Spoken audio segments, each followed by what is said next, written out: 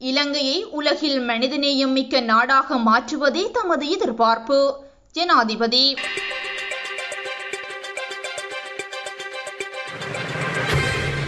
இலங்கையை உலகில் மனிதநேயம் மிக்க நாடாக மாற்றுவதே தமது எதிர்பார்ப்பு என ஜனாதிபதி அனுரகுமார திசாநாயக்க தெரிவித்துள்ளார்.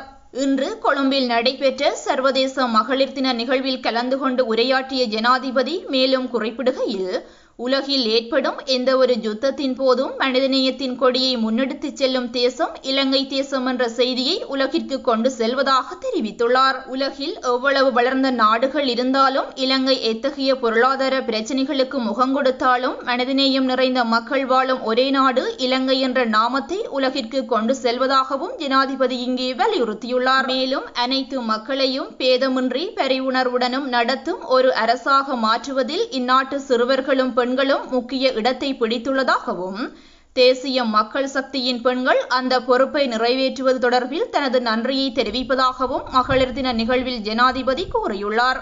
நாம் அரசாங்கத்தை அமைக்கும் போது இங்குள்ள சகோதரிகள் ஒரு விசேட பணியை நிறைவேற்றினார்கள் என்று நான் நினைக்கின்றேன். அத்துடன் சமீபத்திய வரலாற்றில் அதிகளவான பெண்கள் ஓரிடத்தில் திரண்ட முதல் சந்தர்ப்பம் இதுவாகும். ஒரு அரசாங்கமும் ஆட்சியும் சிறந்ததா என்பதை அளவிடுவதற்கான சிறந்த அளவுகோல் அந்த நாட்டின் பெண்கள் எந்தளவுக்கு அரசாங்கத்துடன் இருக்கிறார்கள் என்ற காரணியே என நான் கருதுகின்றேன். எமது ஆட்சி மற்றும் எமது அரசாங்கத்தின் நிர்வாகம் தொடர்பில் இந்த நாட்டில் உள்ள பொதுவான நம்பிக்கையின் அடையாளமாக நீங்கள் ஆயிரக்கணக்கில் இந்த நிகழ்வில் கலந்து கொண்டு அதனை இன்று நிரூபித்துள்ளீர்கள். எமது நோக்கம் என்ன?